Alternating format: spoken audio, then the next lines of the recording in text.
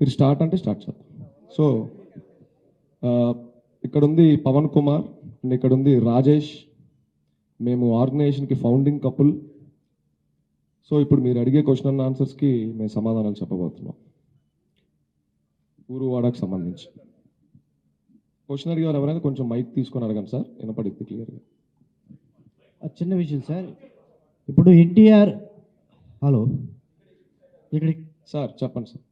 ఇప్పుడు ఎన్టీఆర్ అసోసియేషన్ పేరుతో మీరు చేస్తున్నారంటారు. అసలైన అసోసియేషన్ అధ్యక్షులు కావచ్చు, అంటే స్టేట్ అధ్యక్షులు కావచ్చు, అదేవిధంగా మొత్తం మన ఇండియా అధ్యక్షులతో వాళ్ళతో మాట్లాడితే మాకు ఎటువంటి సంబంధం లేదు అనేసి వాళ్ళు చెప్పడం జరిగింది. అంటే మీరు ఈ కార్యక్రమం చేయడానికి ముఖ్య ఉద్దేశం ఏంటంటే ఎన్టీఆర్ని పైకి తీసుకెళ్ళడానికా, లేకపోతే ఆయన పేరుతో మీరు ఏదైనా చేయడానికా అనేది చాలా మంది ప్రజల్లో వస్తున్న ఒక అనుమానం. దాన్ని మీరు క్లియర్ చేస్తే బాగుంటుంది సార్. ముందుగా ఇంత కార్యక్రమం అవుట్లైన్ ఇదంతా చెప్పిన తర్వాత ఆబ్వియస్లీ తప్పకుండా అది రామారావు గారిని జనాల్లో ఇంకా బాగా బ్రహ్మాండంగా ఆయన అభిమానులు ఎంత గొప్ప వాళ్ళ అని తెలిసేలా చేయడం కోసమే సార్.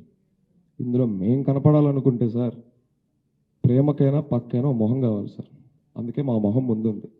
సో పూలు పడ్డా మా మీద పడుతుంటే గత 7 రోజుల నుంచి రాళ్ళు చెప్పులే పడుతున్నాయి అంటే చెప్తున్నాను సార్. ఆయన పేరు వాడుకొని మేమేదో అయిపోవడం అసలు మా ఉద్దేశం కాదు. అండ్ మీరు ఒకటి నమ్మరు సార్, వ్యవస్థ పెట్టిన తర్వాత ఒక 4 సంవత్సరాల పాటు అసలు ఇది ఎవరు నడిపిస్తున్నారు, ఎవరు ప్రోగ్రామ్స్ చేస్తున్నారు, మా ఫోటోలు మా ఫేసులు కూడా మేము బయట చూపించుకోలేదు సార్. అది ఇందులో ఎటువంటి డౌట్ లేదు. రెండోది మీరు అన్నట్టు సో కాల్డ్ రిజిస్టర్డ్ సేవా సమితిలు ఉన్నాయి, మీది ఎన్టీఆర్కి మాకు అటువంటి అనుబంధం లేదని అంటున్నారు కాబట్టి సార్ అభిమానానికి ఎక్కడ గుర్తింపు కార్డు ఉండదు. ఇదేం పార్టీ కాదు సార్, దీనికి మెంబర్షిప్ కార్డు ఉండడానికి. ఇది అభిమానం. గ్రామ స్థాయి దగ్గర నుండి గ్రామాల దగ్గర నుండి పట్టణాల వరకు ప్రపంచం అంతా ఉన్నారు సార్ ఆయన అభిమానులు. వీళ్ళందరికీ కార్డులు కావాలంటే నాకు తెలిసి ఆ సర్వరే సరిపోదు. సో మీరు అంటున్నట్టు ఆ సోకాల్డ్ అసోసియేషన్లకి మాకు సంబంధం లేదంటే మాది రిజిస్టర్డ్ ఎన్జిఓ, అందులో ఎటువంటి డౌట్ లేదు. మేము గవర్నమెంట్ అన్ని బై లా ప్రకారం మేము ఏదైనా చేస్తున్నాం, అగెన్స్ట్ లా మేము ఏది చెయ్యం. 100 కోట్లు 100 కోట్లు ఖర్చు పెట్టి మీరు చేస్తున్నారని చెప్పి ఈ 100 కోట్లని ఏ విధంగా మీరు తీసుకెళ్తుంటారు సార్? సమకూరుస్తున్నారు అంటే ఎన్టీఆర్ పేరుతో సమకూరుస్తున్నారా, లేకపోతే మీ దగ్గర ఏమి డబ్బు లేదు మేము చాలా చిన్నవాళ్ళం అంటున్నారు, 100 కోట్లు మరి ఎక్కడి నుంచి తెప్పిస్తారు సార్? ఇందాకే నేను మాట అన్నాను, మాది రిజిస్టర్డ్ ఎన్జిఓ.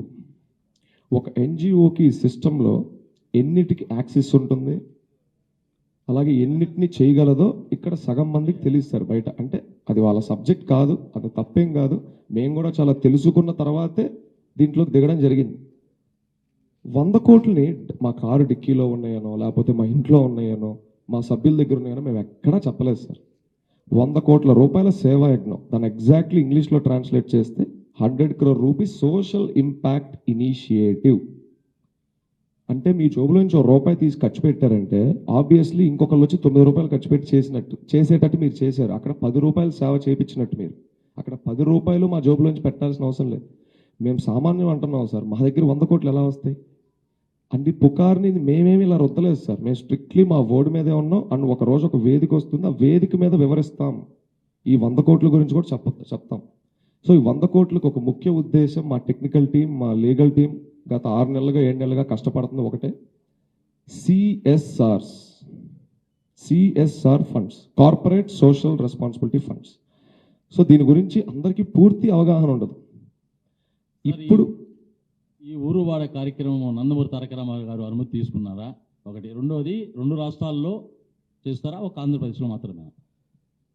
సార్ మాకు వాస్తవానికి మంచి పనికి ఎవరు పర్మిషన్ అవసరం లేదని మేము బలంగా నమ్ముతున్నాం. కానీ నేను మన ఇంటర్వ్యూలో కూడా మాట అన్నాను, మేము మా హీరో గారికి మేము ప్రతిదీ వివరించుకొని ఇవ్వండి. ఒక్కసారి రోడ్డు మీద నడుచుకుంటా వెళ్ళిపోయే ఒక అభిమాని, ఒకప్పుడు కథలు చెప్తున్నాను మీకు, జరిగినవి ఇవి.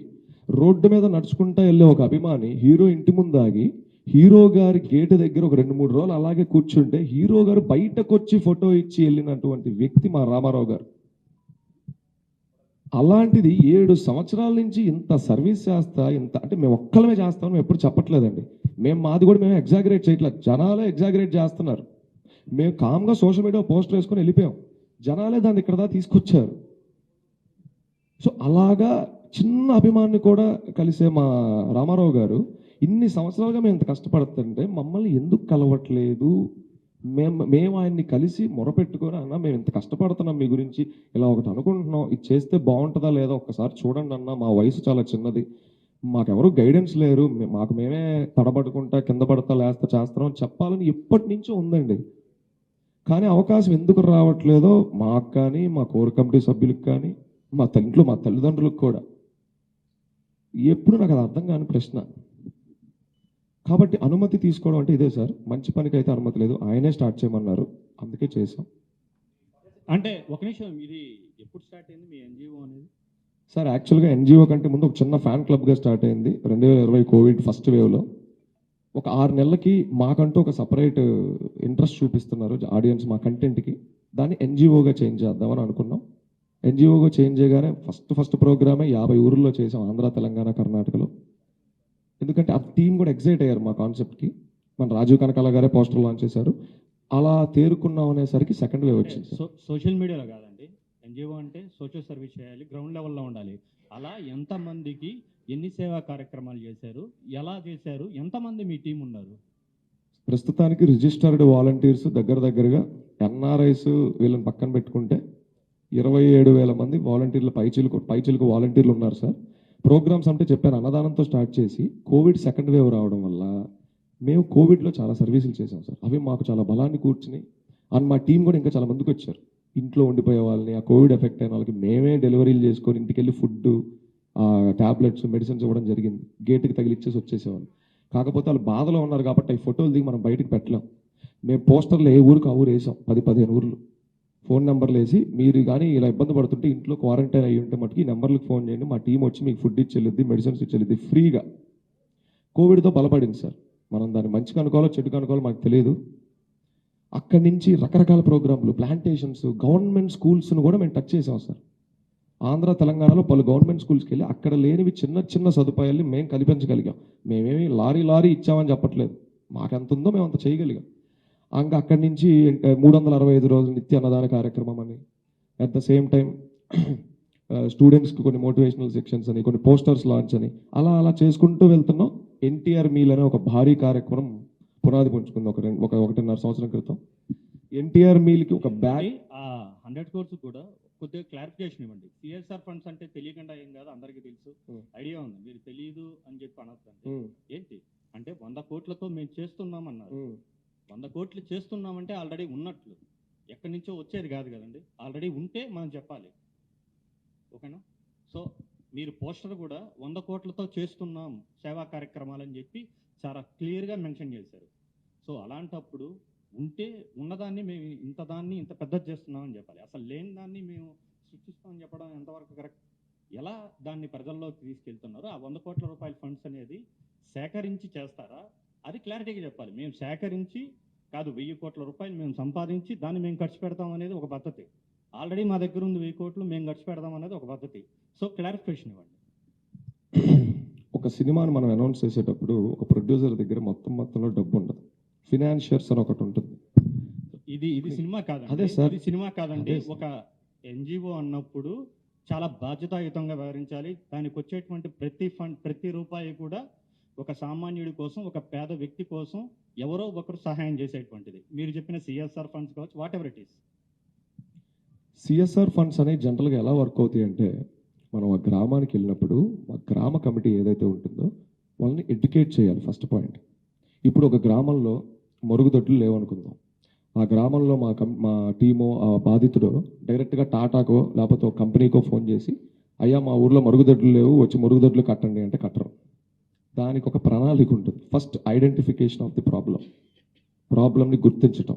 2 ప్రెజెంటింగ్ ద ప్రాబ్లమ్ని ఎలా ప్రజెంట్ చేయబోతున్నాం. 3 బడ్జెట్ అనాలిసిస్. అసలు మీ ఊర్లో ఎన్ని గడపలు ఉన్నాయి, ఎన్ని గడపలకి ఎన్ని బాయికాణాలు కావాలి, బాయికాణాలు కట్టిన తర్వాత మళ్ళీ వాటర్ ప్రాబ్లం ఏమన్నా ఉందా మీ ఊర్లో, ఇలా ఒక డీటెయిల్డ్ ప్రాజెక్ట్ రిపోర్ట్ అనేది ఒకటి ఉంటుంది.